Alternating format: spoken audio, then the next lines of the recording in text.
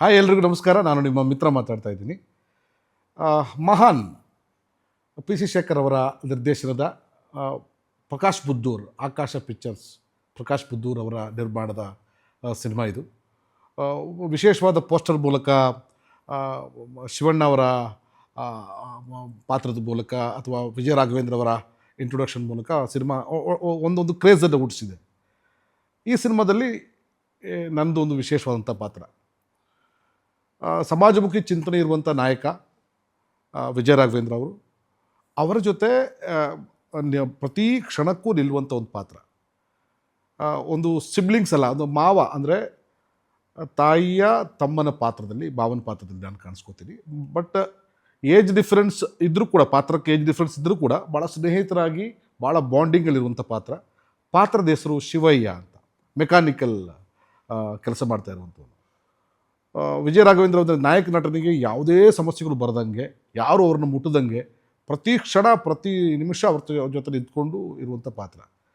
ವಿಜಯ ರಾಘವೇಂದ್ರ ಸರ್ದು ಸ್ವಲ್ಪ soft character ಆದರೆ, ನನ್ನದು ಸ್ವಲ್ಪ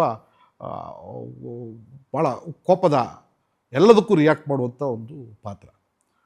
ಶೇಖರ್ ಸರ್ ಜೊತೆ ಕೆಲಸ ಮಾಡೋದು ಒಂದು ವಿಶೇಷವಾದ ಅನುಭವ. ಪಿ ಸಿ ಶೇಖರ್ ಅವರ ಜೊತೆ ರಾಗದಲ್ಲಿ ಅವ್ರ ಜೊತೆ ನನ್ನ ಅಭಿನಯ ಇತ್ತು.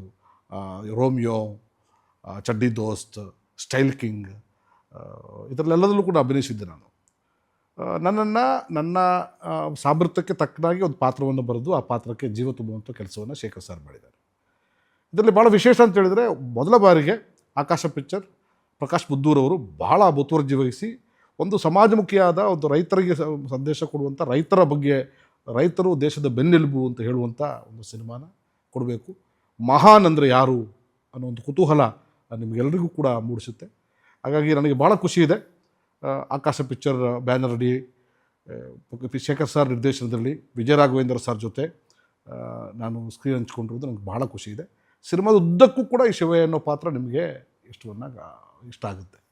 ಹೇಗೆ ನೀವು ಕರಾವಳಿ ಸಿನಿಮಾದಲ್ಲಿ ಮಹಾಬಲನಾಗಿ ನನ್ನನ್ನು ಇಷ್ಟಪಟ್ಟಿದ್ದೀರಿ, ಅದೇ ರೀತಿ ಶಿವಯ್ಯನಾಗಿ ನೀವು ಮಹಾನ್ ಚಿತ್ರದಲ್ಲಿ ನನ್ನನ್ನು ಇಷ್ಟಪಡ್ತೀರಿ.